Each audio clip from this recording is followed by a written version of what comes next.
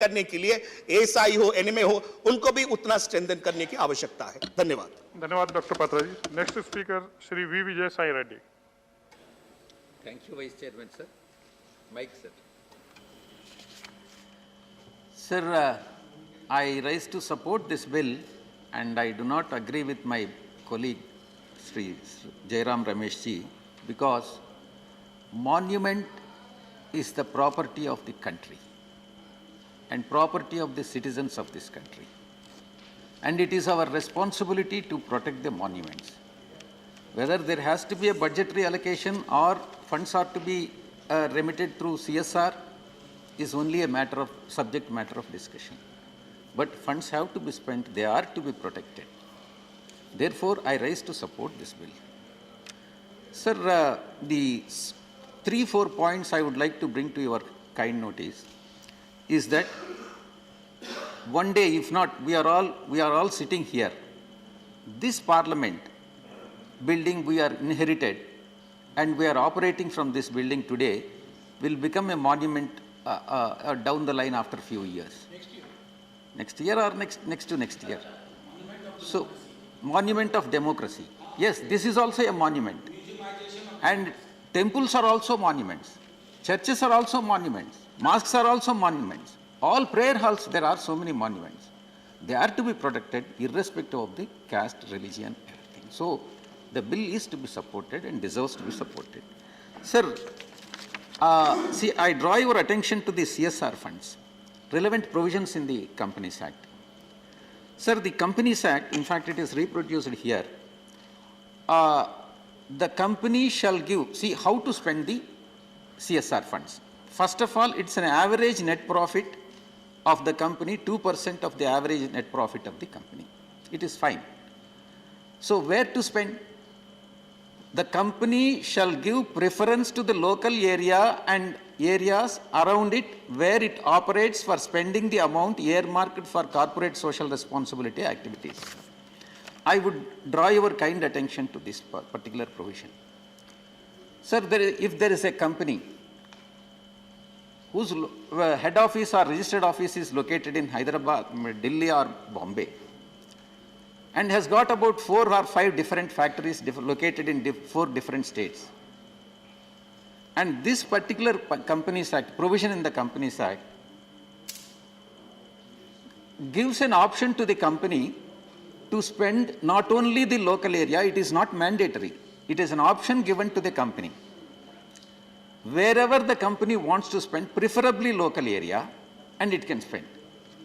This should not be the case, because the company is collecting the taxes from the local people and paying the taxes to the local government, enjoying the facilities from the area where it is located, any state for that matter. Therefore, it is obligatory on the part, see, because the revenues are generated from 4 or 5 different sources in case if 4 factories are located at different places. Therefore, it has to be proportional. I'm not confining myself, I'm not thinking from the narrow-minded point of view. There has to be a provision in this regard. And proportionate profits attributable to that particular unit must be spent in the area where that factory is located. This is what my opinion is. And secondly, sir, what will happen if 2% of the net profits are not spent as per the Companies Act? If amount is not spent within a period of 6 months from the end of the financial year, that is, if accounts are closed by 31st March, and if they are not spent by 30th September, these funds are to be deposited in PM Cares. My point is, why PM Cares? Why not CM Cares also? Yes. Why are you restricting this only to PM Care? So my point in this regard is, I support the bill, but however, there has to be some amendments in the Companies Act or some rules have to be framed, amending the existing rules, enabling the companies to contribute even to CM Cares also. Sir, the next point is, if funds are not spent and then if they are not transferred to PM Cares, what will happen? And the board will have to give a reasoning. Board of directors will have to give a reasoning. That is not what we have expected. We are expecting from the Companies Act. There has to be a penal provision. That is mandatory. So there has to be a penal provision to be incorporated in the Companies Act, penalizing the board of directors for not following the section 135 schedule 7 of the Companies Act. And secondly, sir, unfortunately, Honorable Finance Minister is not present here in this August House. Sir, you are directing the company, mandating the company to spend 2% of the average profits for corporate social responsibility. When you are giving a direction to the company and asking the company to follow it, why are you not allowing this as an admissible expenditure under section 37 of the Income Tax Act? And earlier, to the best of my knowledge, when I was practicing as a chartered accountant, it was admissible, and later it has become inadmissible. And during the period of Honorable Finance Minister Chidambaram ji has introduced the amendment bill. And it is Chidambaram ji who has amended the act saying that it is inadmissible. It is very unfortunate.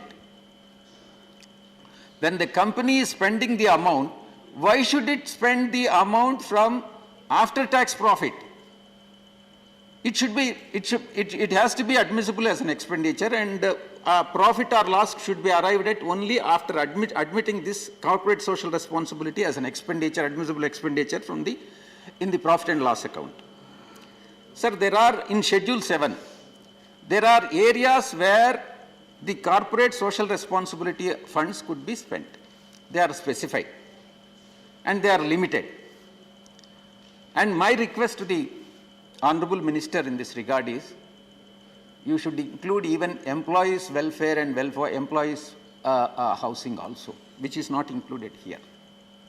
When you have included everything, when you have included drinking water, health, yes, they are all very important.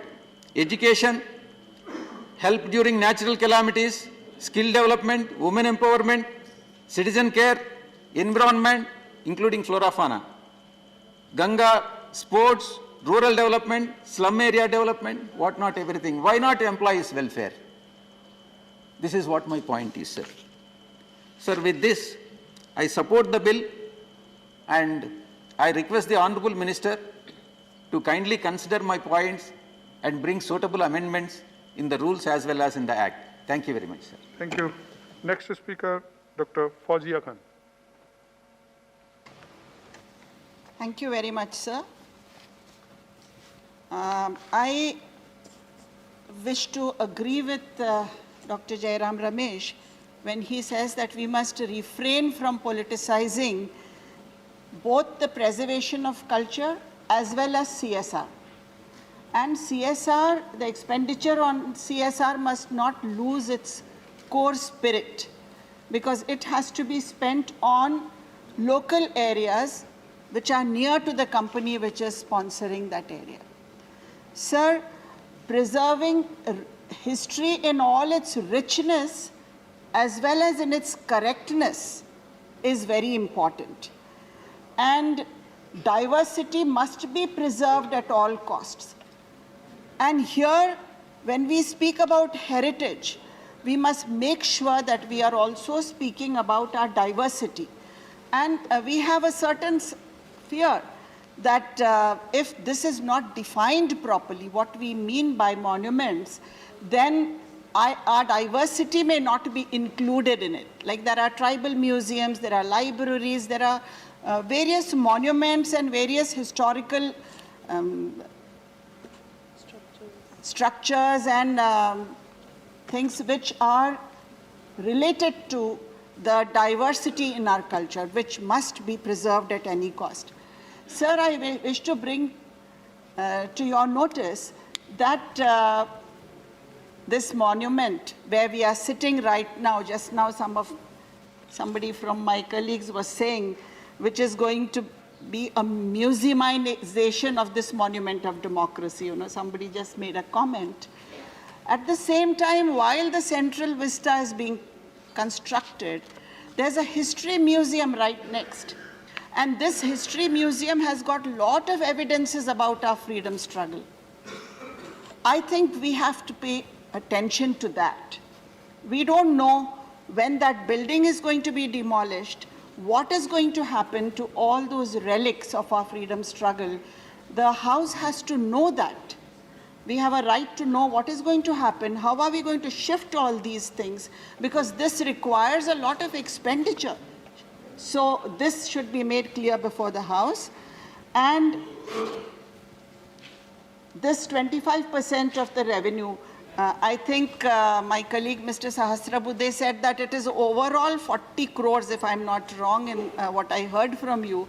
It's overall 40 crores. So how many things can be included in it?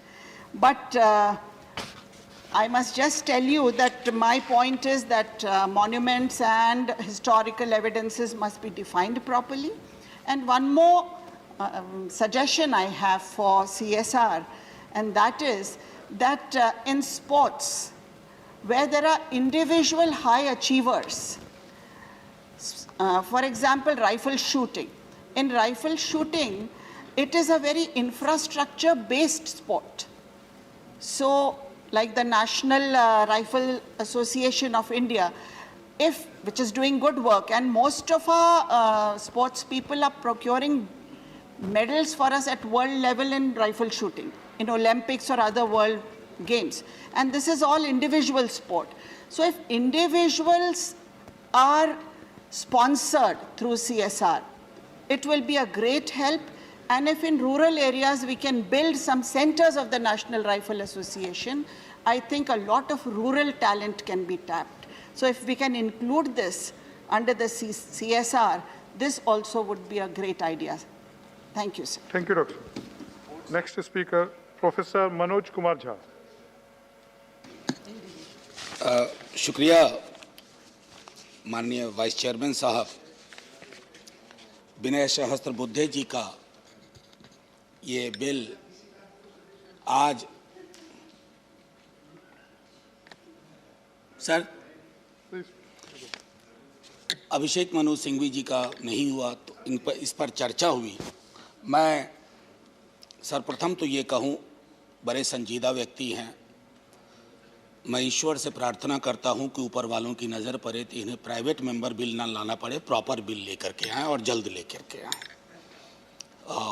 वो दूसरी चीज़ जो बहुत महत्वपूर्ण है, मुझे कोई गुरेज नहीं है, मैं अपने कलीग जयराम जी और बाकी कलीग्स को की फहरिस्त में अपने को शुमार करता हूं कि हमें ज़रूरत है अपने मॉन्यूमेंट्स को प्रिजर्व करने की, जहां रिपेयर करने की ज़रूरत हो वहां मेंटेनेंस की। लेकिन सर ये राष्ट्र अद्भुत राष्ट्र है, बहुत विशाल है, महासागर वाली इसकी प्रवृत्ति रही है, इसे तालाब के नज़रिए से ना देखा जाए। मैं समझता हूं कि ये बहुत महत्वपूर्ण संदेश हम सब के लिए है।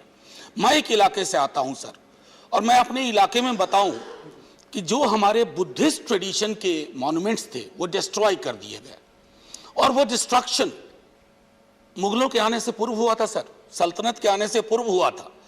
तो जब हम एक बार चर्चा करेंगे, चूंकि इतिहास में आजकल हम उल्टे पांव की यात्रा पर भी निकल पड़े, तो उल्टे पांव की यात्रा बड़ी खतरनाक होती है, दिखता कुछ नहीं है लेकिन पीछे चलते चले जाते हैं, तो उससे एक बचने की कोशिश होनी चाहिए। ये मेरा दूसरा आग्रह है।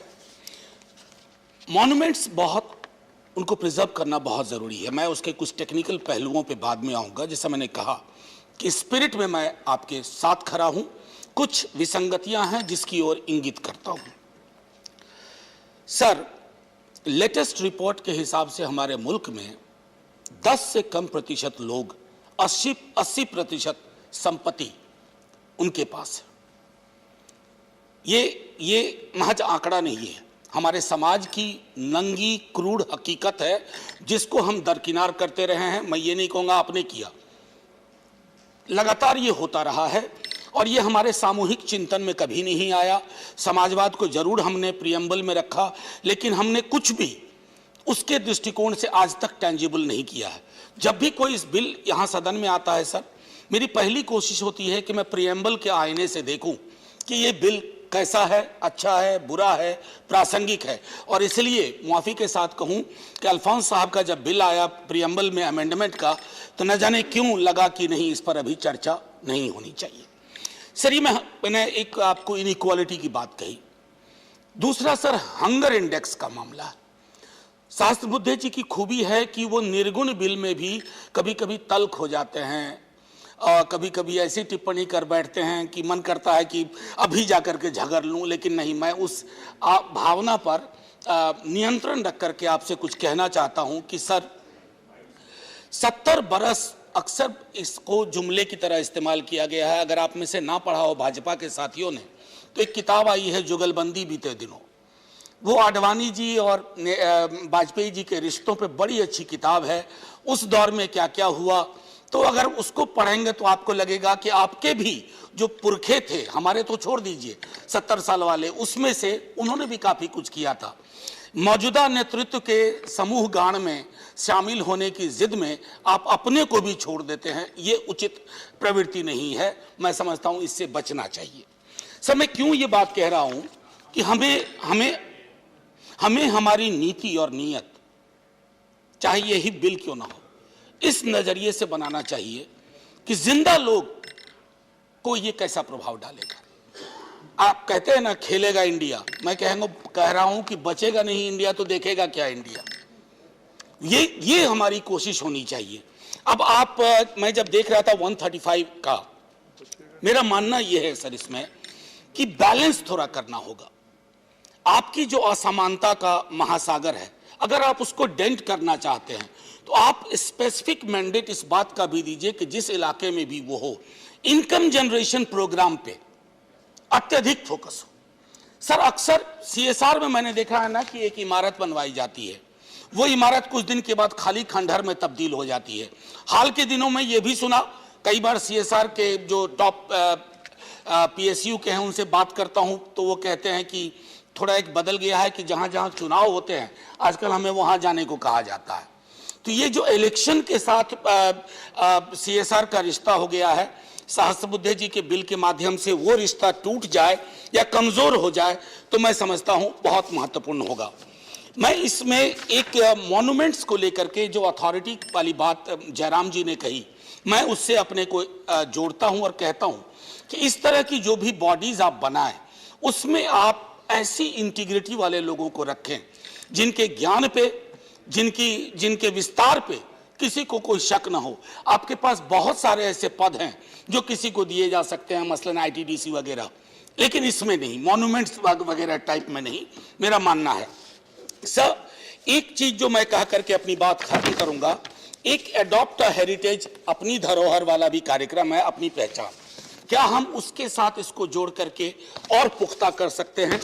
और मैं एक चीज कहूं, इमारत काफी बनाई भी जा रही है इन दिनों।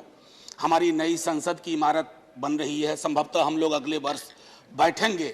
लेकिन एक हमारे वाइस चांसलर साहब थे, माननीय सभापति जी, उनके बारे में कहूं कि एक इमारत एक बार बनी थी और मैं एक टीचर के रूप में वो प्रोग्राम कंडक्ट कर रहा था, तो उन्होंने कहा कि cemented structures have an inherent inclination to also become the cemetery of knowledge।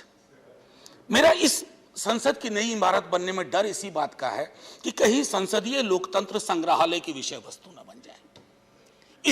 इससे बचना चाहिए। इमारत बनाइए, मजबूत इमारत बनाइए। आपका नाम शाहजहां की तरह हो, ताजमहल बना के दिया मुमताज की याद में, आप किसी की भी याद में बनाए, लेकिन हाँ, आपने एक इमारत बना करके दी। मेरा एक आखिरी टिप्पणी मैं करूंगा सर, और उसके बाद खत्म करूंगा। एक जो मैंने कहा सेंस ऑफ बैलेंस थोड़ा अगर आ जाए सहस्त्र बुद्धे जी वाले में, कि थोड़ा हम, और सबसे बड़ा फोकस हमारा हो इनकम जनरेशन में, एम्प्लॉयमेंट जनरेशन में, और साथ ही साथ, और वो मैंडेटेड हो, विजय साईं जी से मैं बात लूंगा, उनकी बात को जोड़ूंगा, मैंडेटेड हो, उसका एक डायरेक्शन हो, क्योंकि अभी तक डायरेक्शन का भी अभाव रहा है, उस आधार पर कोशिश करें। और सर, आखिरी टिप्पणी, ये इसलिए भी अपने मुल्क में बहुत जरूरी है ना, क्योंकि हमारे भाजपा के बहुत लोग भी, हम लोग अक्सर मिलते हैं ना तो कुछ साझा सरोकार पे बात करते हैं।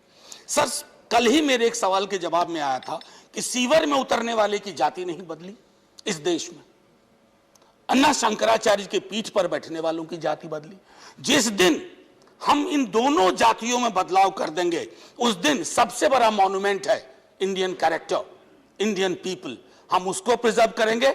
और मैं इत्तेफाक रखता हूं, मैं चाहूंगा कि माननीय मंत्री महोदय सब इस बिल को पास करवा दें, कुछ अमेंडमेंट हम लोग लगा देंगे, लेकिन बिल पास करवा दीजिएगा, बड़ी मेहरबानी होगी, नहीं तो फिर प्रॉपर मिनिस्टर बन के वो बिल लेके आएंगे। Thank thank you you, doctor जय हिंद sir. Thank you Manoj Jha ji. Next speaker Shri Mahesh Poddar जी।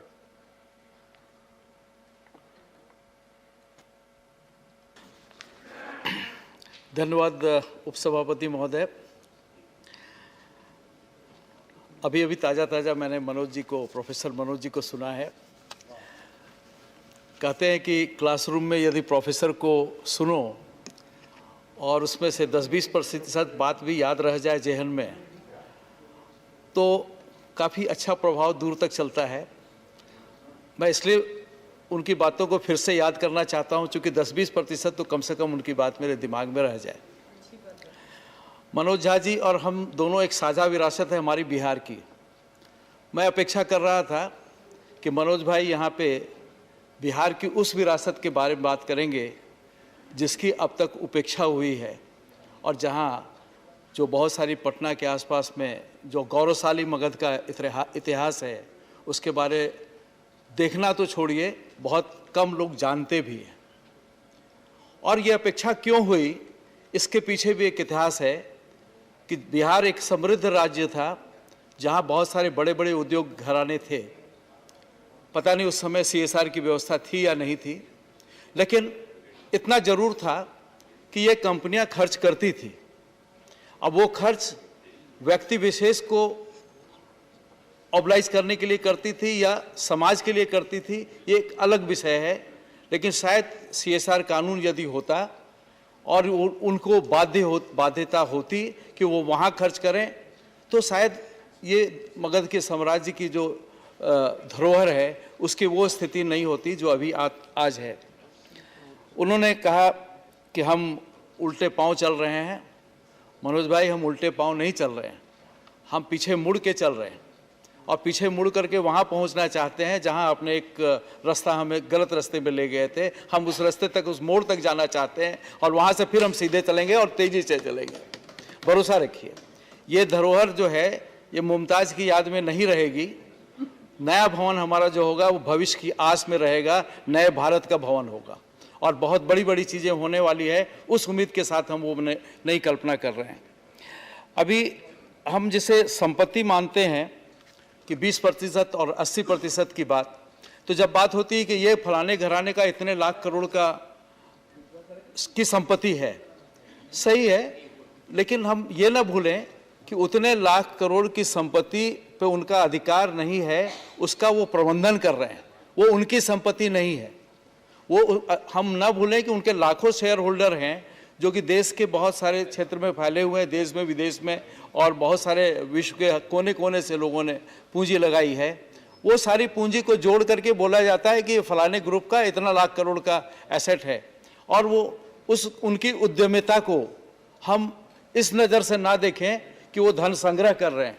आज हम देखें कि यदि उनके पास धन है तो वो रोजगार पैदा कर रहा है, वो देश के लिए धन पैदा कर रहा है और बहुत कुछ पैदा कर रहा है, और वही कुछ CSR के लिए पैसे भी पैदा कर रहा है। उनकी कोई बाध्यता नहीं, उनकी व्यक्तिगत आवश्यकता नहीं है, व्यक्तिगत आवश्यकता से बहुत ऊपर उठ चुके हैं। लेकिन कहीं ना कहीं एक मनुष्य का जो स्वाभाविक गुण होता है आगे बढ़ने का, भविष्य को देखने का और एक सपना देखने का, वो सपना देख रहे हैं। हम उनके सपनों को कुछ ऐरी गहरी नज़र से ना देखें, बल्कि उनके सपनों की हम इज्जत करें। और मैं समझता हूं कि ये सरकार पहली बार सरकार आई है जबकि समय समय पे हमने इस बात को स्पष्ट किया है कि हम धन अर्जन करने वालों को, वेल्थ क्रिएटर्स को सम्मान देते हैं, उनको हम दूसरी नज़र से नहीं देखते। ये हमारे लिए, और हमको इसमें बोलने में कोई संकोच भी नहीं है। प्रधानमंत्री मोदी जी हों या हम जैसे साधारण कार्यकर्ता हों, हम सब लोग इस बात को मानते हैं और इस चीज़ को स्वीकार करते हैं। महोदय, ये जो कंपनी कानून बना था 2013 में, काफ़ी लंबे समय बाद में बना था, और 2013 के बाद में पता नहीं ये कानून कैसा बना कि अब तक 100 से अधिक अमेंडमेंट हो चुके हैं, और CSR में भी के प्रावधान में भी अमेंडमेंट की संभावना है या गुंजाइश है, ये मैं कल्पना भी नहीं कर सकता था। लेकिन माननीय सहस्त्रबुद्धे जी ने ये प्रस्ताव दिया है, ये बड़ी बात है। और इसके अलावा भी बहुत सारे इसमें बदलाव की दरकार है, जो कि समय समय पे लोग बोलते रहते हैं। मैं तो समझता हूं, बल्कि मंत्री जी को मैं कहना चाहूँगा, अब समय आ गया है कि हम कंपनी एक्ट 2013 को फिर से रीराइट करें और 100 अमेंडमेंट जितने हुए हैं, आप कल्पना करें किसी कानून में 100-150 अमेंडमेंट हो जाएं तो कानून का पालन कौन करता है?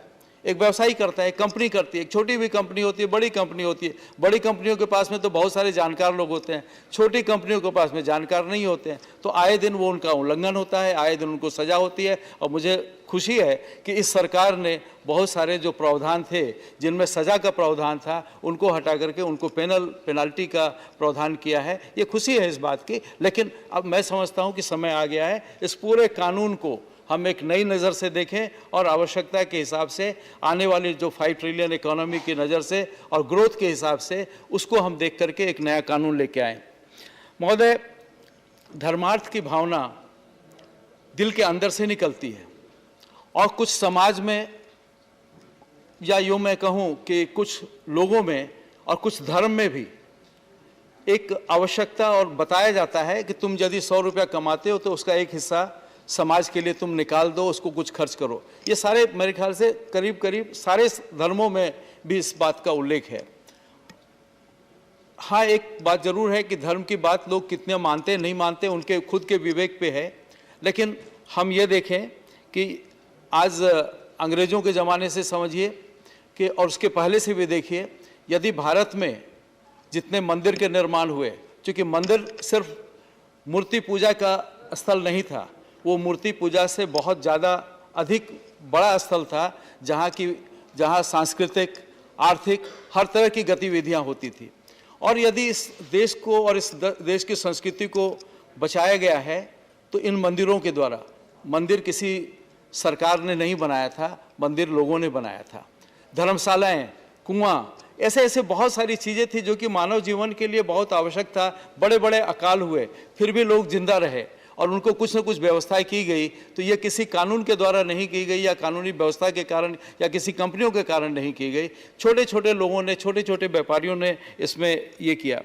महोदय, हमारे यहाँ, मैं जिस शहर से आता हूँ, रांची में, ज़्यादा पुराना नहीं, 1960 के आसपास में पूरे शहर में एक ही सरकारी अस्पताल हुआ करता था और वहाँ पे भी प्रेगनेंसी के समय में कोई व्यवस्था नहीं थी।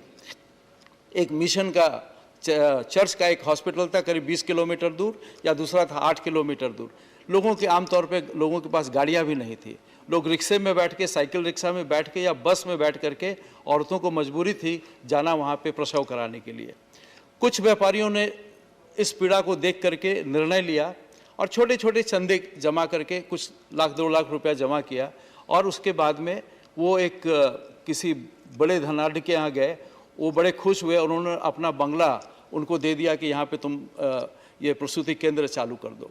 चालू हो गया और महोदय आज वो 300 बेड का हॉस्पिटल चल रहा है और समाज के द्वारा चल रहा है। लेकिन शुरू के दिनों में उसके जो घाटे की व्यवस्था थी, मैं ये बताना चाहता हूँ कि किस तरह से CSR के द्वारा जो हम कानून बना के कर रहे हैं, ये सामाजिक कानून था कि एक पर्टिकुलर क्षेत्र के व्यापारियों ने नियम बनाया कि हम जो भी पुर्जा काटेंगे, जो भी बीजक बनाएंगे, उसमें 4 आना उस हॉस्पिटल के नाम पे हम लेंगे और वो ग्राहकों से वो पैसा वसूल के ईमानदारी से जमा करके देते थे और वो उस व्यवस्था से वहाँ काफ़ी सुविधा हुई। आज के दिन में वहाँ सारी मॉडर्न फैसिलिटीज़ है और कोविड के समय में यदि कम दर पे इलाज किया था तो उसी अस्पताल ने किया था। मैं ये कहना जो चाह रहा हूँ वो ये कहना चाह रहा हूँ कि CSR की जो व्यवस्था की गई थी बहुत अच्छी है, लेकिन इसका प्रबंधन कुछ ऐसे हुआ कि कंपनियों को भी नहीं मालूम कि हमें क्या करना है, क्योंकि उनके ऊपर प्रशासनिक और राजनीतिक दबाव कहीं ना कहीं आता है, चाहे सरकारी किसी की भी हो, और वो कोशिश करती है कि इस फंड पे हमारा नियंत्रण किसी न किसी तरह हो जाए। महोदय, कुछ राज्यों में CSR फंड में खर्च क्या करेंगे उसके लिए एक समितियां बना दी गई है कि राज्य स्तरीय समिति, और उसमें मुख्यमंत्री अध्यक्ष होंगे या कोई मंत्री अध्यक्ष होगा, और वहाँ पे उनके जितने फंड होते हैं उनको बोला जाता है आप बताओ कि कितना फंड आपका है, और उतने फंड को फिर वो डिसाइड करेंगे कि कहाँ कहाँ क्या करो। महोदय, दुखद स्थिति ये है कि हमारे राज्य में 100 बरस से अधिक खनिज का दोहन हो रहा है, लेकिन उन क्षेत्रों के लोग, जयराम रमेश जी ने उन क्षेत्रों का बहुत दूर दूर तक भ्रमण किया है और उन्होंने अवश्य देखा होगा कि आज़ादी के 50, 60, 70 साल के बाद भी और समृद्ध राज्य होने के बाद भी, करोड़ों अरबों रुपए के खनिज देने के बाद भी वहाँ के लोग लाल पानी पीने को मजबूर हैं। और वहाँ की स्कूल के बिल्डिंगों में बिजली नहीं है।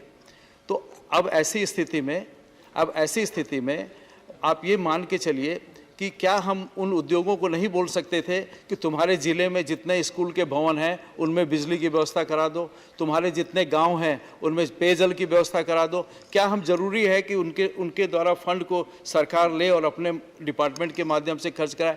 क्या हम लक्ष्य निर्धारित नहीं कर सकते कि इस ज़िले में इस चीज़ की कमी है, या इस गाँव में या इस क्षेत्र में इस चीज़ की कमी है, और उनको हम एक टारगेट दे दें कि इसको आप कर दो? चूँकि ये मेरा एक सपना है कि CSR में यदि ये दायित्व दे दिया जाए तो काम अच्छा होगा, खर्च भी कम होगा और जो इंटेंडेड टारगेट है, इंटेंशन है, वो भी पूरा होगा। रही बात उद्योग को, जयराम जी ने ठीक ही कहा या साई रेड्डी साहब ने ठीक ही कहा कि आसपास के क्षेत्र लोगों को उद्योग से अपेक्षा होती है, और अपेक्षा गलत नहीं है, क्योंकि उनकी सब लोगों को रोज़गार नहीं मिल सकता, लेकिन सब लोगों को कुछ ना कुछ अपेक्षा होती है कि हमने ज़मीन दी है, हम इनका धुआं धक्कड़ हम खाते हैं, तो इससे कुछ ना कुछ हमको भी मिले। यदि वो एक्सपेक्ट करते हैं कि यहाँ पे एक अच्छी स्कूल बन जाए, यहाँ एक कोई खेल कूद का मैदान बन जाए, तो गलत नहीं है महोदय, लेकिन ऐसा कोई प्रावधान अभी नहीं है। ऑप्शनल है कि वो चाहें तो इट इज़ सजेस्टेड कि वो आसपास में खर्च करें, लेकिन क्या करेंगे नहीं करेंगे वो उनके ऊपर में डिपेंड करता है। जयराम जी ने ठीक ही कहा, the idea of CSR was for the local communities, local area, local people, local region. I fully agree with him कि होना भी यही चाहिए, बट आई फाइंड कि कंपनी झारखंड में चल रही है, हेडक्वार्टर बॉम्बे में है, and the CSR fund is being spent in Chennai. Now अगर झारखंड के लोग उद्योग लाने का विरोध करते हैं तो हम ईमानदारी से पूछे उसमें गलत क्या है? हमने क्या दिया उनको? वो विस्थापित हुए, हमने उनको ढंग से बसाया तक नहीं, और अगर बस गए तो उनके पास शौचालय तक नहीं। मैं तो धन्यवाद दूंगा पीयूष गोयल जी का कि जब वो कोयला मंत्री थे और देश ने एक राष्ट्रीय कार्यक्रम लिया शौचालय का, तो उनकी कोल कंपनियों ने जो उनका CSR फंड था निश्चित, उससे करीब करीब दुगना उन्होंने शौचालय बनाने में मदद की, और हमारे झारखंड के बहुत बड़े क्षेत्र में उन्होंने शौचालय का निर्माण किया। उसको लोग आज भी याद करते हैं, और जो एक एक्सेप्टेबिलिटी होती है, यदि आप अच्छा करेंगे तो लोग याद करते हैं। तो मैं भी याद करता हूं, और मैं समझता हूं कि इस तरह के लेकिन उदाहरण बहुत कम मिलते हैं, दैट इज़ रेयर। लेकिन क्या हम नेशनल प्रोग्राम जो हम बनाते हैं, जैसे मान लीजिए हमने नेशनल प्रोग्राम अभी नल से जल बनाने का किया है कि हर घर तक हम पाइप वाटर पहुंचाएंगे, तो क्या ये CSR फंड को सारी कंपनियों को हम आह्वान नहीं कर सकते हैं कि इन गाँवों में, इन क्षेत्र में तुम पाइपलाइन से जल पहुंचा दो? तो शायद खर्च भी कम होगा, काम भी अच्छा होगा और तुरंत भी होगा। महोदय, बात इस बिल की माननीय सहस्त्रबुद्धे जी ने जो चिंता व्यक्त की कि इतिहास के धरोहरों की, जब हम एक सोशल मीडिया में वीडियो बहुत पॉपुलर है और वो सही भी है कि जब भी हम लोग भारत के रेलवे के डिब्बे में आप देखेंगे तो वहाँ पे भारत की इमारतों के तौर पे हम कुतुब मीनार को दिखाते हैं, ताजमहल को दिखाते हैं। मैं भाजपा से हूँ, इसलिए ये ना समझे कि मुझे कुतुब मीनार से कोई चिढ़ है, बिल्कुल नहीं। लेकिन ये इत्तेफाक भी नहीं है। क्या हम मदुरई के मीनाक्षी मंदिर को नहीं दिखा सकते? आज वो जो इमारत है वो क्या भव्य नहीं? और ऐसी ऐसी सैकड़ों इमारतें हैं जिन पे हम गर्व से दिखा सकते हैं और गर्व से कर सकते हैं, लेकिन कहीं ना कहीं उन इमारतों को हम इग्नोर कर रहे हैं और उन इमारतों को लोग संभाले हुए हैं, सरकार नहीं संभाल रही है, कंपनी नहीं संभाल रही है। यदि माननीय सहस्त्रबुद्धे जी की अपेक्षा है कि उन इमारतों को संभालने के लिए कंपनियां भी आगे आए तो मेरे ख्याल से वो अपेक्षा गलत नहीं है, ये अपेक्षा सही है। लेकिन हो सकता है मैं उनसे एग्री नहीं करूं कि धन नहीं, उसके लिए प्रतिबद्धता चाहिए। और इस देश के बहुत बड़े बड़े उद्योगपतियों ने बहुत बड़े बड़े काम किए हैं, हर तीर्थ क्षेत्र में काम किए हैं, चाहे धार्मिक भावना से हो। लेकिन महोदय, इस चीज़ को हम इनकार नहीं कर सकते कि हमारी धार्मिक भावनाएं और हमारी सांस्कृतिक भावनाएं करीब करीब मिलती जुलती से है एक दूसरे के। कहाँ उसको हम अलग करें, कहाँ उसको ये करें, ठीक है, दूसरे लोगों का प्रभाव भी हुआ है, लेकिन बहुत लेटर स्टेज पे। लेकिन एक समय ऐसा था जबकि बहुत कुछ मिला जुला सा था। अभी जो ये महोदय ने जो प्रस्ताव दिया है कि 2% का 25%, ये कितना होगा तो ये अंदाज नहीं। लेकिन एक प्रश्न दिमाग में आता है कि क्या इन चीज़ों को रख रखाव के लिए देश के पास में साधन की, धन की कमी है? मैं समझता हूँ धन की नहीं, मन की कमी है महोदय। और इसमें थोड़ा उदार भी होना पड़ेगा। यदि किसी बड़े भवन को, यदि लाल किला को किसी औद्योगिक घराने को प्रबंधन के लिए दिया गया, उसके स्वरूप को बदलने से मना कर दिया गया, शर्तों के साथ दिया गया, तो मैं समझता हूं कि यदि अधिक लोगों को हम इन्वॉल्व करेंगे तो शायद कुछ हमारे साथी बोलेंगे इसे बेच दिया, इसको बर्बाद कर दिया, इसको फलाने के हाथ में दे दिया, अब क्या फलाना लाल नाम बदल जाएगा। इस तरह की बहुत सारी बातें हो सकती है। यदि वो बातें नहीं हो तो मैं समझता हूँ अब समय आ गया है कि कुछ एक्सपेरिमेंट हम लोगों को इस पे करने चाहिए और इस लाइन पे हमें बढ़ना चाहिए। महोदय, लक्ष्मीबाई की जन्मभूमि बनारस में है। मैं गया था, बड़े जीर्ण शीर्ण हालत में थी। मैंने पत्र लिखा सांसद बनने के कुछ दिन बाद। आज वहाँ पे बहुत भव्य इमारत बन गई है और एक अब गर्व होता है, उस समय शर्म होता था। सांसद बनने के कुछ ही दिनों बाद मैं मैड्रिड गया था और मैड्रिड जाने के बाद में वहाँ बापू की प्रतिमा थी। वहाँ पे मैंने देखा कि कुछ नाम का कुछ अक्षर उचड़ गए थे, कुछ मार्बल के टाइल्स भी टूटे फूटे थे। मैंने वापस आकर के सुषमा जी से आग्रह किया, उनको बताया, उन्होंने बोला एक पत्र भेज दो। मैंने पत्र भेजा, फिर मेरे को वहाँ की एम्बेसी से फ़ोटो के साथ में जवाब आया कि कैसे उसको ठीक कर दिया गया। महोदय, यदि इच्छा हो और यदि हम इसके पीछे लग जाएं, मैं अभी एक कोशिश कर रहा हूं, आपके माध्यम से मैं मंत्री जी को बताना चाहूँगा कि रांची में रविंद्रनाथ टैगोर जी के परिवार वालों का एक ब्रह्म मंदिर है जो एक पहाड़ी के ऊपर में है। नाहक विवाद हो रहा है कि ये 100 वर्ष से पुराना है या 100 वर्ष से नया है। चूँकि 100 वर्ष से पुराना अखबार, उसमें छपा हुआ है कि इस परिवार ने ऐसे ऐसे ये प्रक्रिया पूरी की है, लेकिन उसको सरकार मान नहीं रही है, उसके अधिकारी मान नहीं रहे।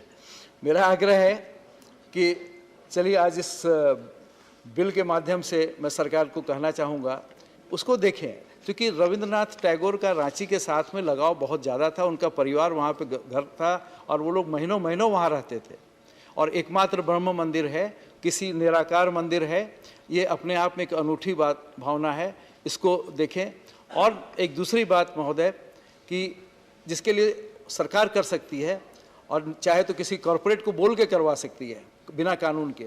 एक दूसरी बात है, एक वहाँ पे त्रिशूल है बहुत बड़ा, घने जंगल के बीच में, छत्तीसगढ़ और झारखंड के बॉर्डर पे, जहाँ आदिवासियों का मंदिर है वो, और वहाँ पे शिव का मंदिर है। तो बहुत लोग ये जो सोचते हैं ना कि आदिवासी शैव हैं या नहीं हैं, तो वो उसका एक दृष्टांत है जहाँ करके सैकड़ों बरस से परंपरा रही है और वहाँ पे साल में 2-3 बार बड़ा जमघट होता है और लाखों लोग वहाँ पे जमा होते हैं। महोदय, इन चीज़ों को यदि हम ध्यान दें जहाँ की इग्नोर्ड है तो ज़्यादा ये होगा। और इस सब के साथ में मैं माननीय सहस्त्रबुद्धे जी से आग्रह ही कर सकता हूँ कि इसको सुझाव के तौर पे दें।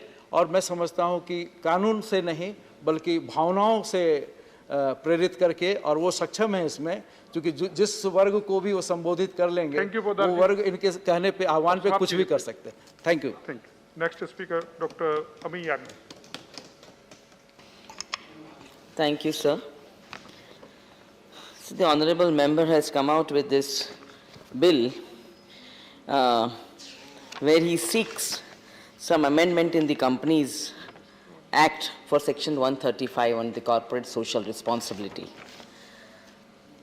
Sir, he has come with an amendment which seeks that there should be some kind of a portion carved out from the CSR funds by the company to see that it is used for the repair, restoration, management, maintenance and upkeep of ancient monuments and archaeological sites which are of national importance.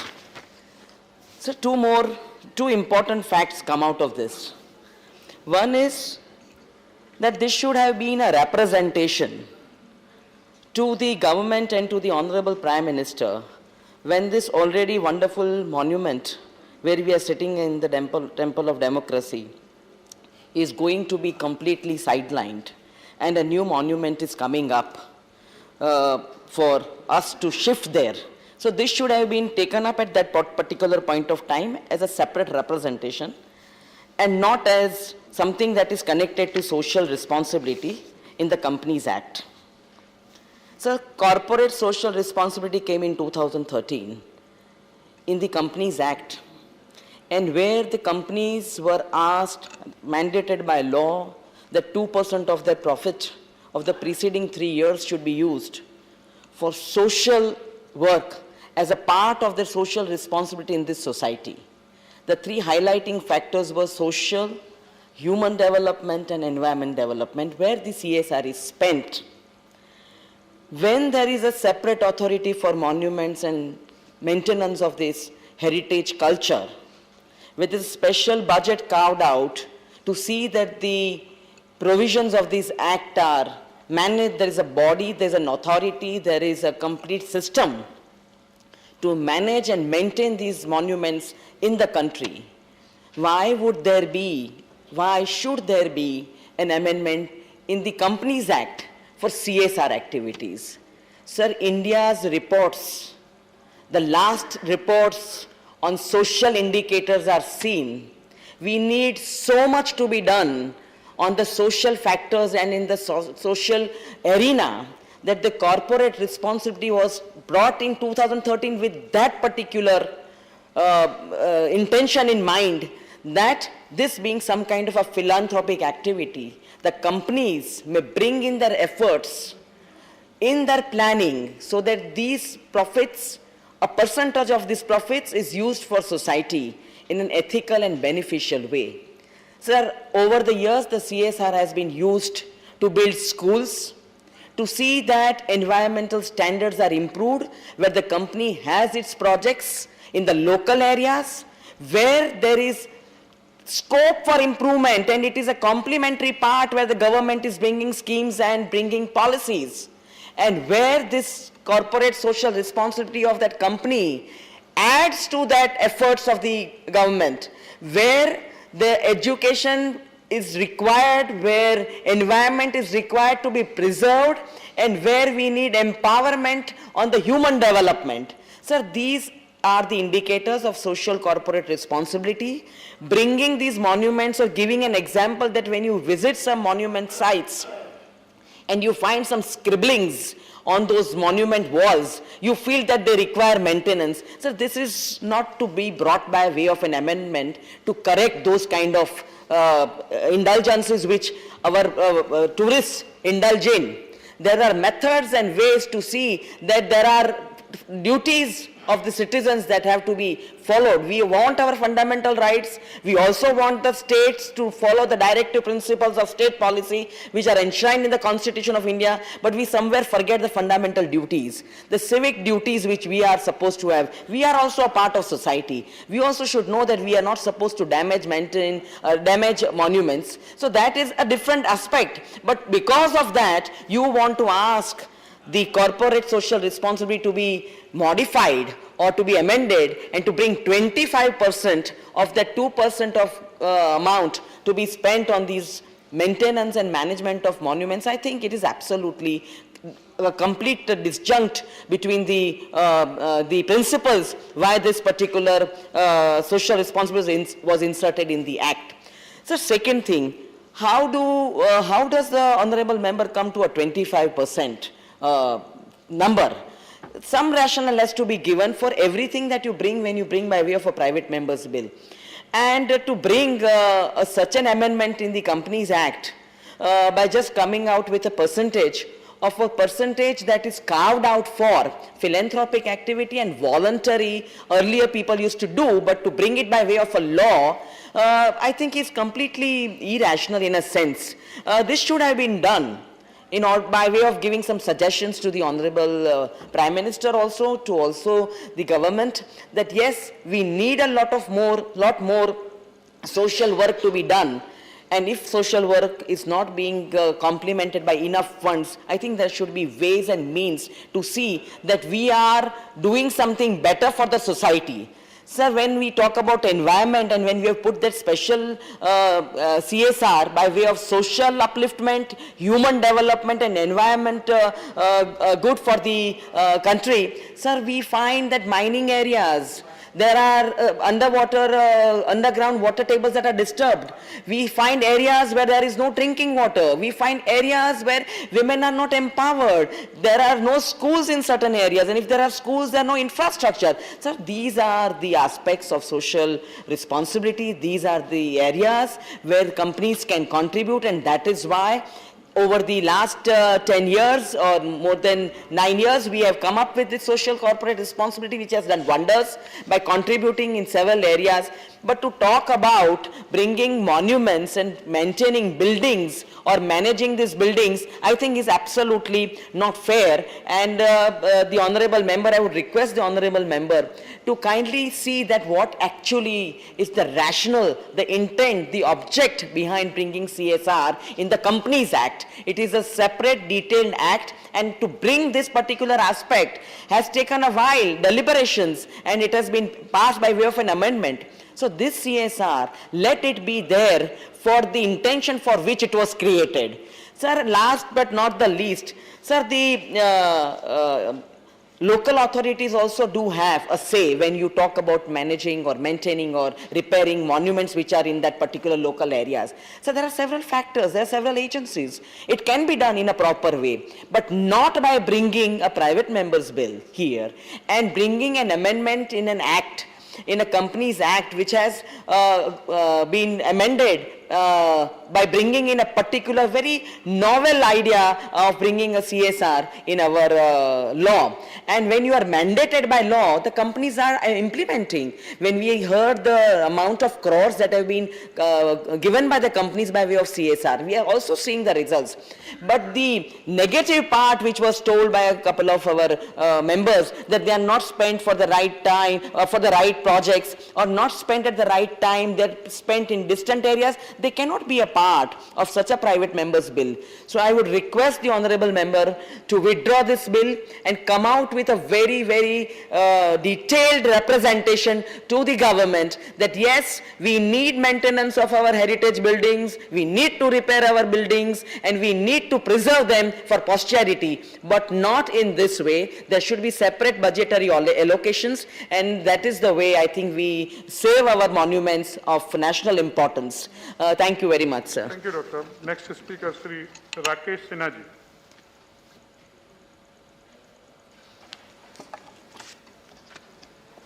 सभापति महोदय, सबसे पहले मैं विनय सहस्त्र बुद्धे जी को इस बात के लिए बधाई देना चाहता हूं कि एक ऐसे विषय पर उन्होंने विमर्श शुरू किया है जो दशकों से उपेक्षित था। जो मॉन्यूमेंट्स का सवाल है, सभापति महोदय, यदि हम ASI का लिस्ट देखें तो 3600 कुछ मॉन्यूमेंट्स हमारे प्रिजर्व किए गए। लेकिन यदि हम एक सर्वेक्षण करें और सतही सर्वेक्षण करें तो हमारे देश में 7 लाख मॉन्यूमेंट्स हैं जो ASI की सीमा से बाहर है। प्रश्न उठता है कि मॉन्यूमेंट्स को हम किस रूप में डिफाइन करें, किस रूप में परिभाषित करें। इस हेरिटेज का सभ्यता, संस्कृति और राष्ट्रवाद की परिधि में क्या महत्व है, यदि इस प्रश्न को हम समझ लेते हैं तो हमें इस बिल के बारे में, इस बिल की महत्ता के बारे में समझने में सुविधा होगी। यह कानून का रूप नहीं ले, या कानून का रूप ले, यह बहुत महत्व का नहीं है। महत्व का यह है कि मॉन्यूमेंट्स के महत्व को, हेरिटेज के महत्व को, एक राष्ट्रीय समुदाय को, एक राष्ट्र को समझना चाहिए। अमेरिका ने 1906 में रूजवेल्ट ने एंटीक्विटी लॉ बनाया था और अमेरिका के पास अब तक सिर्फ 158 मॉन्यूमेंट्स हैं जो सुरक्षित रखे गए। रोमानिया एक माउंटेन को लेकर राष्ट्र की अस्मिता को परिभाषित कर रहा है। उस परिप्रेक्ष्य में मैं भारत को देखना चाहता हूं। उस देखने से पहले मैं महाभारत का वो प्रसंग सुनाना चाहता हूं जब भीष्म युद्ध के 10वें दिन आहत हुए और 8 दिन तक मृत्युशैया पर पड़े रहे। उस दौरान महाराज युधिष्ठिर ने उनसे पूछा, एक संशय था। परिस्थितियों को राजा पैदा करता है कि राजा से परिस्थितियां पैदा होती है। कालम वो कारणम राज्ञो राजा हुआ काल कारणम इति संशय ना भूता राजस्य काल कारणम राजा कालस्य कारणम। भीष्म ने कहा कि राजा परिस्थितियों को पैदा करता है, ना कि परिस्थितियां राजा को पैदा करती हैं। मैं यह प्रसंग इसलिए सुनाया कि आजादी के बाद जब हमने अपनी यात्रा शुरू की, वह यात्रा राष्ट्रवाद की थी, वह यात्रा सांस्कृतिक राष्ट्रवाद की थी। लेकिन क्या हमने उस सांस्कृतिक राष्ट्रवाद को अपने हेरिटेज के संदर्भ में, अपने मॉन्यूमेंट्स के संबंध में, अपने अस्मिता के संबंध में परिभाषित किया था? इसी सदन में 1959 में एक प्रश्न आया। वह प्रश्न था कि नॉर्थ ब्लॉक और साउथ ब्लॉक के दीवारों पर अभी भी ब्रिटिश राजा महाराजाओं के ब्रिटिश संकेतों के चित्र क्यों उल्लिखित हैं? इसी सदन में 1969 में प्रश्न आया और दो बार यह प्रश्न आया। आजादी के 12 साल बाद यह प्रश्न पूछा गया कि क्वीन विक्टोरिया के चित्र क्यों लगे हुए हैं, कि मूर्तियां क्यों लगी हुई हैं, किंग जॉर्ज की मूर्तियां क्यों लगी हुई हैं। तो मैंने कहा, जो विनय सहस्त्रबुद्धे जी ने गार्डियन अखबार को उद्धृत किया, आखिर गार्डियन अखबार ने 2014 को यह क्यों लिखा था, finally Britishers have left India. इस भविष्यवाणी के पीछे वह इंपीरिकल फैक्ट्स और तथ्यात्मक चीजें थी। उस एक घटना का जिक्र करके मैं इस बिल पर आना चाहता हूं। श्यामजी कृष्ण वर्मा ब्रिटेन में लंदन में थे। उन्होंने इंडिया हाउस की स्थापना की। हम सब जानते हैं कि इंडिया हाउस भारत से बाहर साम्राज्यवादी आंदोलन का एक केंद्र बिंदु था। चाहे लाला हरदयाल थे या वीर सावरकर, सभी इंडिया हाउस और श्यामजी कृष्ण वर्मा से प्रेरित और प्रभावित थे। वो सोशियोलॉजिस्ट एक पत्रिका निकालते थे, पूरी दुनिया में स्वतंत्रता, समानता और राष्ट्र साम्राज्यवाद के विरोध की जो वैचारिक लड़ाई थी, वो लड़ रहे थे। श्यामजी कृष्ण वर्मा ने अपनी मृत्यु के पहले एक विल लिखा। उसमें एक राष्ट्रवादी का, एक देशभक्त का कि अंतिम इच्छा क्या होती है, मातृभूमि में से आत्मसात हो जाना। उन्होंने बिल में लिखा कि मेरी मृत्यु के बाद मेरे अस्थि भस्म को आजादी के बाद, स्वाधीनता के बाद भारत ले जाया जाए। सभापति महोदय, मुझे बहुत दुख के साथ कहना पड़ रहा है, 47 में 15 अगस्त को हम आजाद हुए, तिरंगा झंडा लाल किले पर फहराया गया, राजनीतिक आजादी मिल गई। आप कल्पना कीजिए, मैं नहीं जानता हूं कि मृत्यु के बाद व्यक्ति का क्या होता है, उसकी आत्माएं कहां होती हैं, लेकिन मैं इतना समझ सकता हूं, कल्पना कर सकता हूं मानव बुद्धि से कि एक देशभक्त जिसने विल में लिखा था कि मेरी मृत्यु के बाद अस्थि भस्म को भारत ले जाए, उसके जीवन की दूसरी कोई तमन्ना नहीं थी। 47 से 57 बीत गया, 67 बीत गया, 77 बीत गया, 87 बीत गया, 97 बीत गया, उसके अस्थि भस्म कहां थे भारतीयों को पता नहीं था। 2003 में वर्तमान प्रधानमंत्री और उस वक्त गुजरात के मुख्यमंत्री श्री नरेंद्र मोदी जी ने जेनेवा से श्यामजी कृष्ण वर्मा के उस अस्थि भस्म को भारत लाया। गुजरात ने 55 एकड़ जमीन में एक क्रांति तीर्थ की स्थापना की। शायद यही वैचारिक यात्रा है। इसी वैचारिक यात्रा का नई दिल्ली का जो परिणाम था, उसने द गार्डियन अखबार को, 200 साल पुराने अखबार को लिखने के लिए बाध्य कर दिया। Finally Britishers have left India. भौतिक रूप से ब्रिटेनी तो 47 में गए, लेकिन विचार के स्तर पर हमने ब्रिटेन को 2014 में वापस भेजा। 2014 के बाद जो अधिष्ठान में परिवर्तन हुआ, उसका एक बड़ा महत्वपूर्ण मैं उदाहरण देना चाहता हूं। भारतीय ज्ञान परंपरा, भारतीय शैली और भारतीय पुरातत्व, इन तीन चीजों का उल्लेख भारत के प्रधानमंत्री के संसद और संसद के बाहर के भाषणों में जो होता है, एक समाजशास्त्री, एक वैज्ञानिक, एक शिक्षक जितना भी परिस्थितियों को बदलना चाहे बदल नहीं सकता, वह विमर्श का एक हिस्सा बनता है।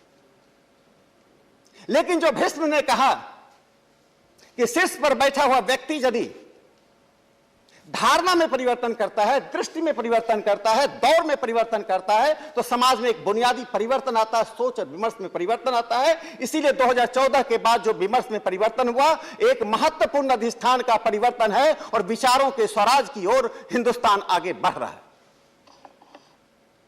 देखिए, पुरातत्व का महत्व सिर्फ एक संरचना के रूप में नहीं होती है। केरल में 1000 साल पुराना पलाक्कड़ में जो मंदिर है, जो चोला डायनेस्टी का एक स्टोन से बना हुआ जो मंदिर है, क्या वो मंदिर सिर्फ पूजा का स्थान है? शिवाजी का जो रायगढ़ में किला है, क्या वो शिवाजी का एक किला मात्र है? बिहार के औरंगाबाद में एक देव में एक सूर्य मंदिर है जो सैकड़ों साल पुराना है, क्या वो सिर्फ मंदिर मात्र है? भारत की जो सांस्कृतिक और सभ्यताई यात्रा हुई है, उस सभ्यताई और सांस्कृतिक यात्रा का चित्रण चाहे अशोक का पिलर हो, या शिवाजी का रायगढ़ में किला हो, या केरल के पलाक्कड़ का मंदिर हो, वे सभी विजुअल रूप में राष्ट्र को दिखाते हैं। इन चीजों को संरक्षण करके हम पास्ट में, हम भूत में नहीं जीते हैं, हम वर्तमान को चित्रित करते हैं और भविष्य में आने वाली पीढ़ियों को मजबूत करते हैं। Past resembles the present and we strengthen the posterity. इसलिए इस बिल में जो एक महत्वपूर्ण बात कही गई है, जिसका जयराम रमेश जी ने एक दूसरे अर्थ से अलग किया, मैं नहीं कहता हूं ये कानून बने, लेकिन जो विमर्श का मूल मुद्दा है कि CSR का खर्च वहां होना चाहिए नहीं होना चाहिए, 2% से अधिक बढ़ना चाहिए नहीं बढ़ना चाहिए। जयराम रमेश जी से मैं बहुत सीखता हूं। आज उन्होंने कहा कि CSR का मूल उद्देश्य स्थानीय स्तर पर विकास को प्रोत्साहित करना। इस बात से कोई इंकार नहीं कर सकता है कि स्थानीयता का महत्व CSR में है, लेकिन एक राष्ट्र की परिभाषा सिर्फ यदि भौतिक विकास में होती तो भारत का अस्तित्व तो आज नहीं, सैकड़ों वर्ष पहले मिट गया होता। हमने संस्कृति को अपने सभ्यता के आईने में परिभाषित किया और सभ्यता को हमने मानव यात्रा के साथ जोड़ा। मानव यात्रा, सभ्यता और हमारी संस्कृति, तीनों के बीच जो जीवंत संबंध है, उसी को हमारे पुरातत्व प्रतिबिंबित करते हैं। एक स्थानीय स्तर का पुरातत्व, चाहे सेंट्रल दिल्ली में जो अशोक का पिलर है, उस अशोक के पिलर की जो आज ढांचे में जो आज दिक्कतें आ रही हैं, उस ढांचे में जो न्यूनताएं आ गई हैं, उन न्यूनताओं से जो हमारी वर्तमान और आगे वाली पीढ़ी देखेगी, उसका ध्यान अशोक के उस साम्राज्य की ओर नहीं, अशोक की धर्म की परिभाषा की ओर नहीं, उसका ध्यान इस बात के लिए जाएगा कि आज के वर्तमान के हमारे जो शासक हैं, उनकी दृष्टि में संस्कृति और सभ्यता का महत्व नहीं है। इसलिए 2014 में सत्ता बदलने के बाद प्रधानमंत्री जी ने जो बार बार एक बात पर जोर दिया, चाहे वो मन की बात में उस स्थानीय पक्ष को रखा जिस स्थानीय पक्ष में वैश्विकता आती है, और जो वैश्विक पक्ष को रखा जिसमें स्थानीयता आती है, यही मॉन्यूमेंट्स भारत को एक राष्ट्र के रूप में, विजुअल के रूप में दृष्टि दिखाती हैं। दुनिया भारत को उन्हीं मॉन्यूमेंट्स में देखती है। मैं एक और बात इसमें जोड़ना चाहता हूं। मैंने कहा अमेरिका के पास 158 मॉन्यूमेंट्स हैं। रूजवेल्ट ने जब 1906 में कानून पे दस्तखत किया था, उसने 17 बार उसका उपयोग किया। रूजवेल्ट ने अपने जीवन में सबसे अधिक उपयोग किसी कानून का किया तो यही एंटिक्विटीज एक्ट का किया। वो जानता था अमेरिका को एक हिस्टोरिक कम्युनिटी बनना है। यूरोप, अफ्रीका और एशिया के दूसरे देश ऐतिहासिक समुदाय बनने की प्रक्रिया में मॉन्यूमेंट्स को ढूंढ रहे थे।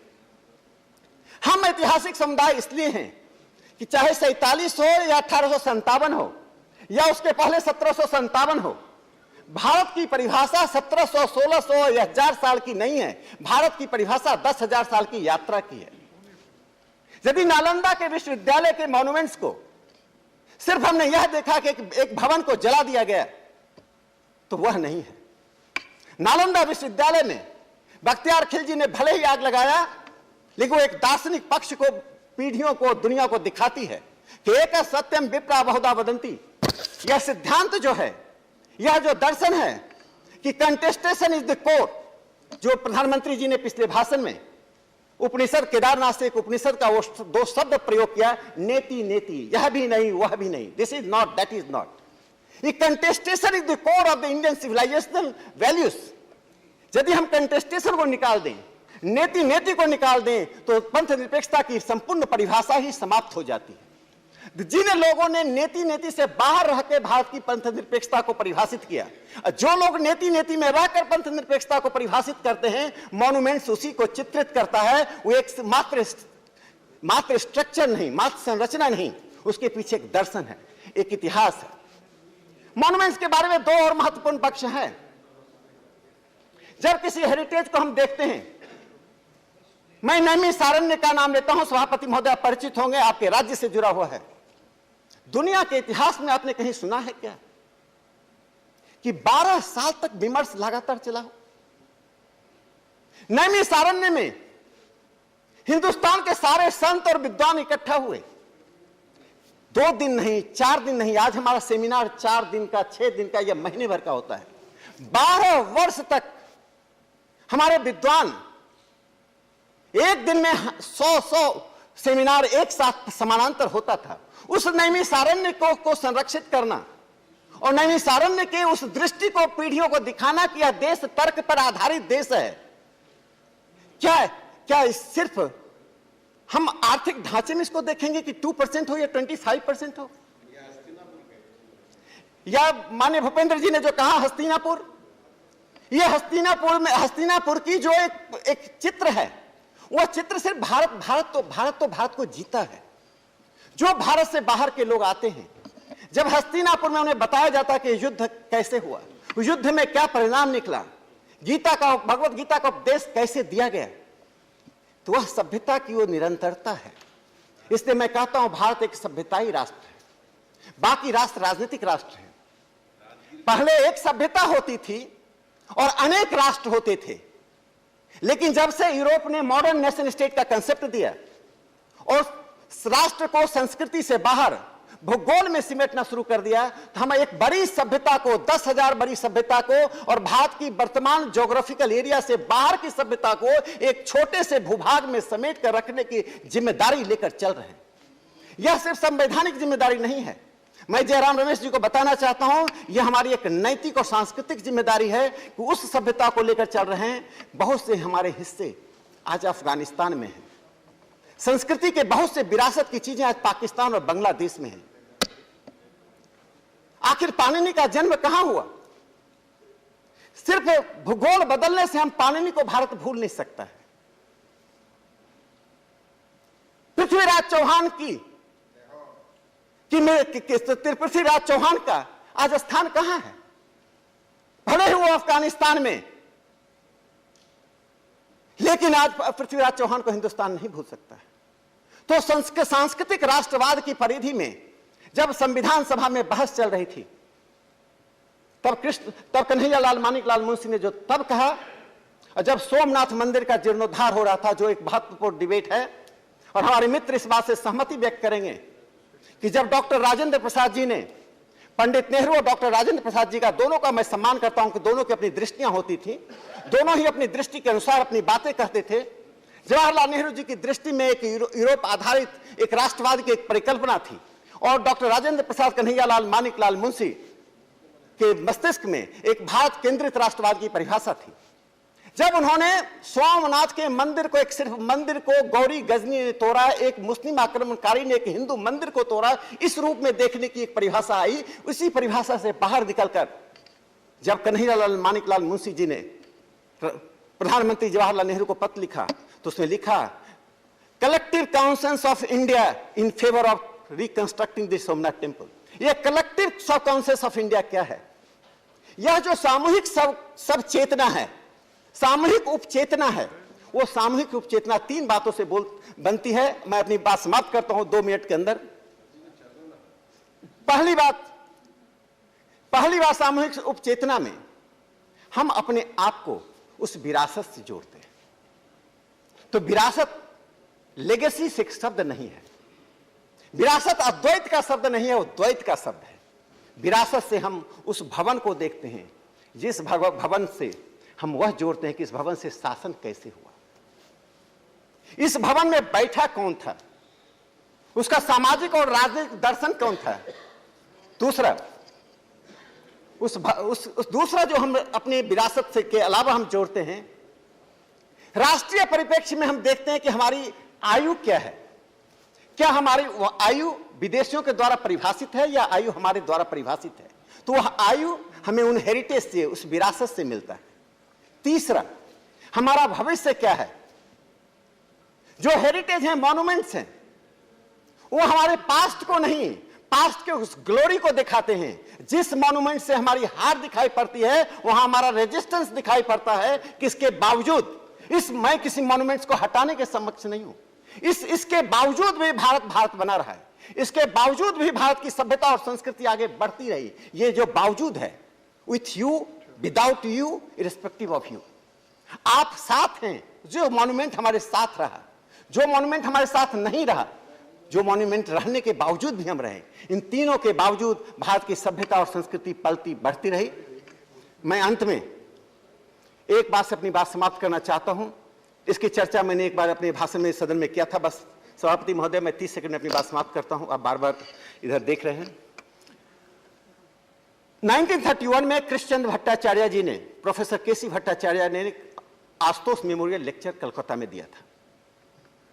उसमें उन्होंने कहा था कि राजनीतिक गुलामी दिखाई पड़ती है क्योंकि व्यक्ति के ऊपर डोमिनेशन होता है, आधिपत्य होता है, लेकिन सांस्कृतिक और वैचारिक गुलामी दिखाई नहीं पड़ती है क्योंकि वह विचारों के तौर पर, संस्कृति के तौर पर स्नेह आपके अंदर आता है।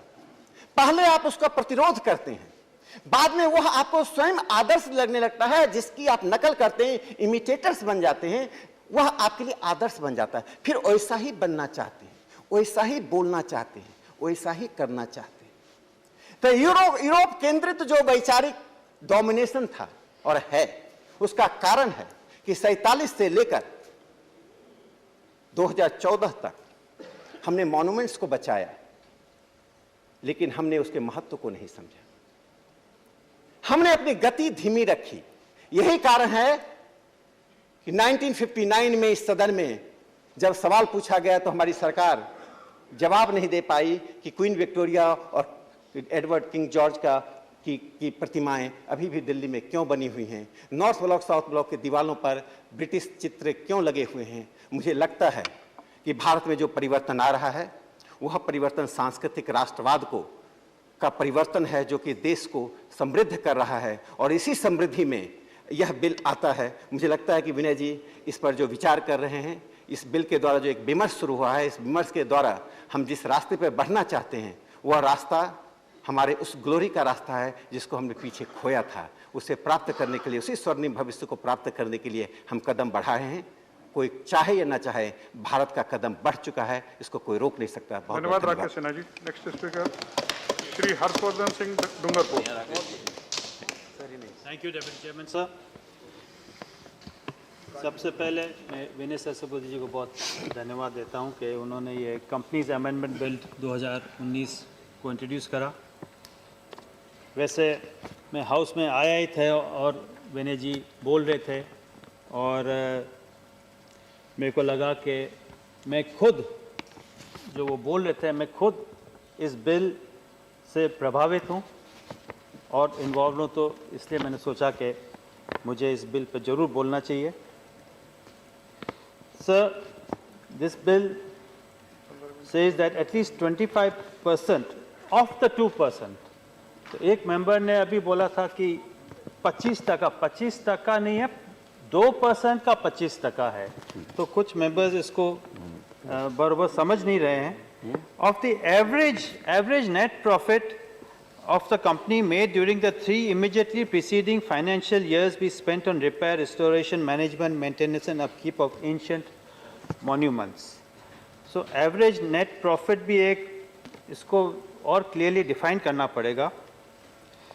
सर मैं खुद एक बहुत प्राचीन मॉन्यूमेंट का मैं उसका ओनर हूँ. हम उसको संभालने की कोशिश कर रहे हैं, लेकिन फंड्स की कमी की वजह से हम उसको संभाल नहीं सक रहे हैं. Sir, monuments are an integral part of the country's culture and a source of reconstruction of history for the historians of the future, sir. Sir, they represent the past of a country on which the present is built. And I'm very glad that CSR has been introduced to look after these monuments, sir. So there are 38 UNESCO heritage sites in the country. 18 अप्रैल को world heritage day है. Ministry of Culture receives less than 1% of the annual budget of the country. If I'm not wrong, I think I'm correct. And so we need more funding, of course, but if CSR can help in preserving the monument of India, it'll be a great help. हमारे भारत में अनेकों monuments हैं और कई monuments खराब हो रहे हैं. So improper maintenance leads to long-term or permanent damage of artifacts and the monument itself, and a lot of artifacts go missing. So there is permanent damage or a heritage is lost forever. 93 ASI monuments listed हैं. So adopt a heritage by a local industry and to look after the monument. जैसे मेरे पहले कोई प्रवक्ता ने बोला था कि अगर अडॉप्ट करना है तो उसी एरिया को मॉन्यूमेंट को अडॉप्ट करे, तो वो एक प्रावधान ऐसे होना चाहिए कि अगर इंडस्ट्री यहाँ है तो यहाँ का ही मॉन्यूमेंट को अडॉप्ट करे, बजाय कि लाखों हजारों मील दूर या 100 मील दूर. तो एक ये प्रावधान जरूर होना चाहिए. हमारे डूंगरपुर में जो हमारी प्रॉपर्टी है, एक जूना महल है जो 13वीं शताब्दी में उसका कंस्ट्रक्शन चालू हुआ था और 13वीं से 18वीं शताब्दी तक ये कंस्ट्रक्शन हुआ. इसके अंदर मेरे ख्याल से पूरे भारत में इसके अंदर सबसे ज़्यादा पेंटिंग्स और वॉल म्यूरल्स हैं एक ही महल में या एक ही पैलेस में पूरे भारत में. और ये 2014 में world monument funds watch list पे इसको चिन्हित किया था. तो इस लिस्ट में अनेकों भारत के मॉन्यूमेंट्स हैं. हमें खुशी है कि हम भी इस लिस्ट में आए, जैसे कि अनेकों मंदिर हैं, हम्पी, फोर्ट्स हैं, ताजमहल भी है इसमें. तो ये जो लिस्ट पे चिन्हित हुआ ये वर्ल्ड मॉन्यूमेंट फंड्स के ऊपर, तो ये ध्यान आकर्षित करता है कि ये भी एक बहुत ही प्राचीन मॉन्यूमेंट है जिसको कोई मदद की ज़रूरत है, लेकिन फंड्स नहीं आते. आज हमारे पास प्रॉब्लम ये है कि हम खुद ही देख रहे हैं कि हर साल कुछ न कुछ इसमें डैमेज हो जाता है और फंड्स की ज़रूरत है, लेकिन ये प्राइवेट प्रॉपर्टी है. इसलिए सरकार से मैं गुजारिश करता हूँ कि प्राइवेट पब्लिक पार्टनरशिप की तरह ये प्राइवेट पैलेसेस और इनको भी फंड्स की मदद दे देनी चाहिए. और ये पूरे विश्व में सबसे पुरानी रेजिडेंस या पैलेस है जो 13वीं शताब्दी से एक ही परिवार के साथ रही है. तो ये भी एक यूनिक चीज़ है हमारे ओल्ड पैलेस के. ये जो धरोहर है ये सिर्फ मेरी धरोहर नहीं है, ये मेरे शहर डूंगरपुर की धरोहर है, ये मेरे स्टेट राजस्थान की धरोहर है, ये मेरा देश भारत की धरोहर है. इसलिए ये हम सब की धरोहर है और इसको संभालना बहुत ही ज़रूरी है। और काफ़ी कुछ फोर्ट्स, पैलेसेस, मॉन्यूमेंट्स ये आज़ादी के पहले ओल्ड डायनेस्टीज या राजा महाराजाओं ने बनाए, कई मंदिर, विशाल मंदिर भी बनाए। तो उनका योगदान भारत की संस्कृति या हेरिटेज में बहुत ही महत्वपूर्ण योगदान रहा है, ये हमको कभी नहीं भूलना चाहिए। और हम सब ने भारत में विलय करके ये धरोहर हमने भारत के साथ जोड़ दी है, हमें बड़ी खुशी है। अंत में एक बार फिर मैं विनय जी से बहुत धन्यवाद देता हूं कि आपने ये बिल को इंट्रोड्यूस करा और मुझे ये मौका दिया बोलने को। बहुत बहुत धन्यवाद। मैं इस बिल को सपोर्ट करता हूं। माननीय मंत्री।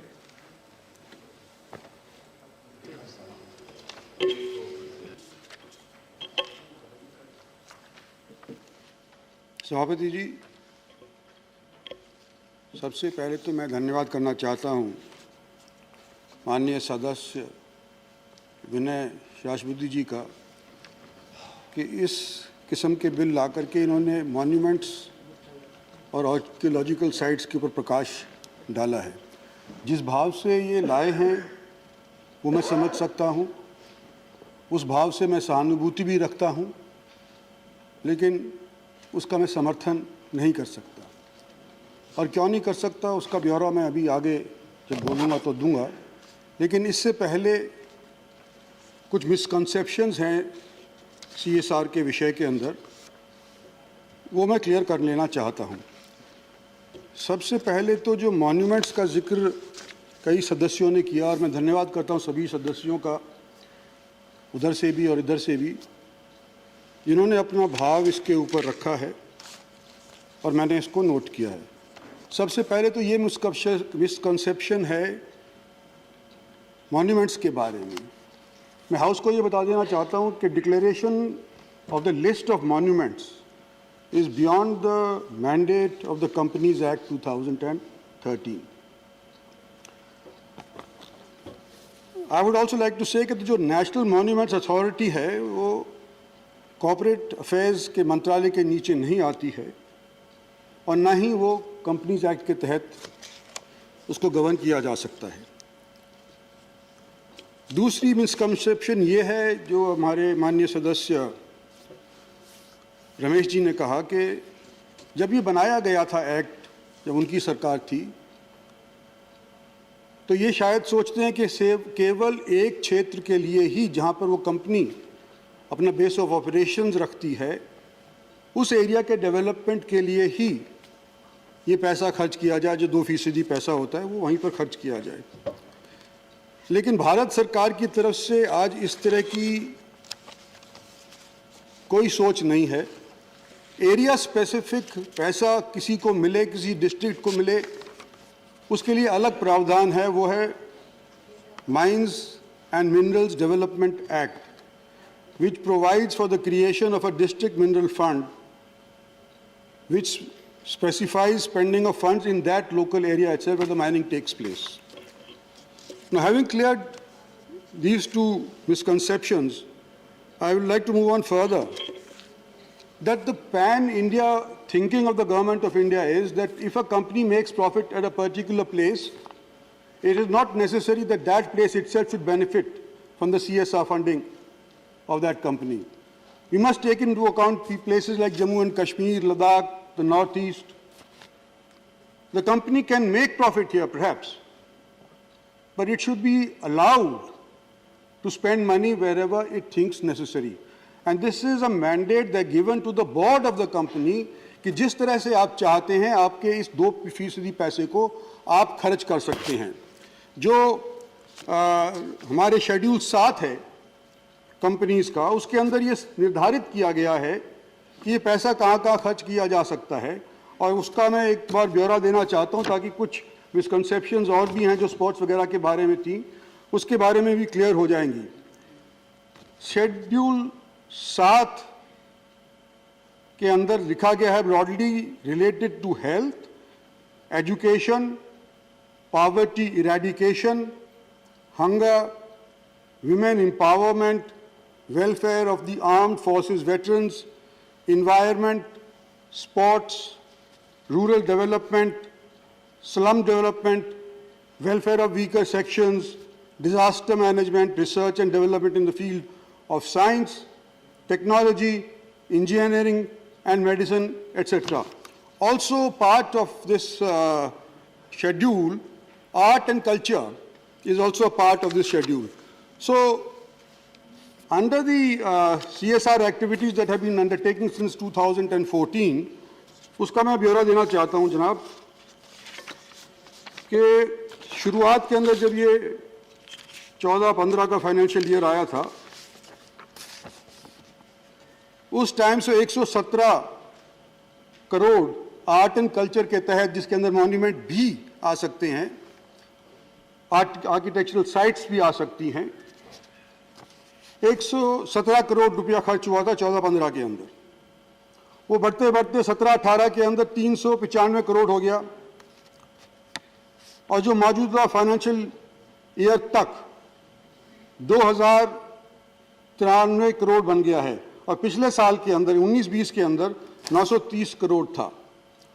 ये रुचि कॉर्पोरेट्स की या कॉर्पोरेट्स के बोर्ड्स की इन मॉन्यूमेंट्स की तरफ भी, आर्ट एंड कल्चर की तरफ भी, मैं समझता हूँ जैसे जैसे प्रोग्रेस होता जा रहा है CSR का, उनके अंदर बढ़ती जा रही है।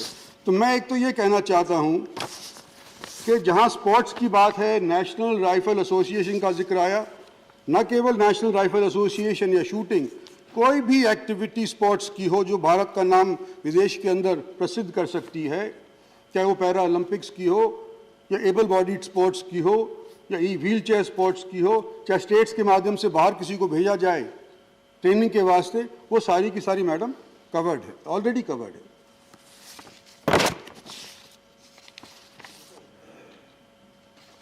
और क्योंकि ये भारत सरकार का ब्रॉड नजरिया है, इसका मतलब ये नहीं है कि हम जो राष्ट्रपति जी ने कहा है उसको नजरअंदाज करना चाहते हैं। हालांकि ये कॉर्पोरेट मंत्रालय के या CSR के तहत हमारा मैंडेट नहीं है कि हम उनको पाबंद करें कि इस चीज़ के लिए खर्च करें, लेकिन अनौपचारिक तौर के ऊपर इसके बारे में चर्चा ज़रूर हो सकती है। और जब हम चर्चा करते हैं, भारत सरकार की तरफ से करते हैं, MP के तौर पे भी कर सकते हैं, तो मैं समझता हूँ कुछ ना कुछ ख्याल कॉर्पोरेट्स के दिमाग के अंदर आएगा भी, और हम फिकी जैसी संस्थाएं हैं जो इनको रिप्रेजेंट करती हैं कंपनीज़ को, उनसे ये चर्चा ज़रूर कर सकते हैं। और आने वाले समय के अंदर मैं ये उम्मीद करता हूँ कि हम सब मिलकर के, हाउस के सभी सदस्य जिन्होंने हिस्सा लिया है इसके अंदर, ये सभी मिलकर इसके बारे में चर्चा करते हैं, तो मॉन्यूमेंट्स के ऊपर भी आने वाले समय के अंदर कुछ और फालतू खर्चा under the art and culture head will take place. So my request to the Honorable Minister is that everybody who has spoken today, except for a few who have not accepted that monuments should be preserved, the sense of the House is that monuments should be preserved. This is our historical legacy. It should be preserved. For that, we are willing to talk to corporate sector, their representatives in an official capacity. Sorry? माननीय मंत्री, सदन का क्योंकि समय समाप्त हो रहा है, अगर 2-3 मिनट में आप पूरा हाँ, 2-3 मिनट में खत्म करता हूँ मैं। मेरा निवेदन सिर्फ इतना ही है, तो 2-3 मिनट के लिए जी प्लीज यू कंटिन्यू। मेरा निवेदन इतना ही है राष्ट्रपति जी से कि फिलहाल ये आपने हमारे संज्ञान के अंदर, भारत सरकार के संज्ञान के अंदर, प्राइम मिनिस्टर के संज्ञान के अंदर ये बात ला दी गई है, तो कृपा करके जो मैंने कहा है उसके विचार में सोचते हुए इस बिल को कृपा करके आप वापस ले लीजिए। Thank you. Discussion will continue next time. The House stands adjourned to meet at 11 hours on Monday, the 6th December 2021. Continue.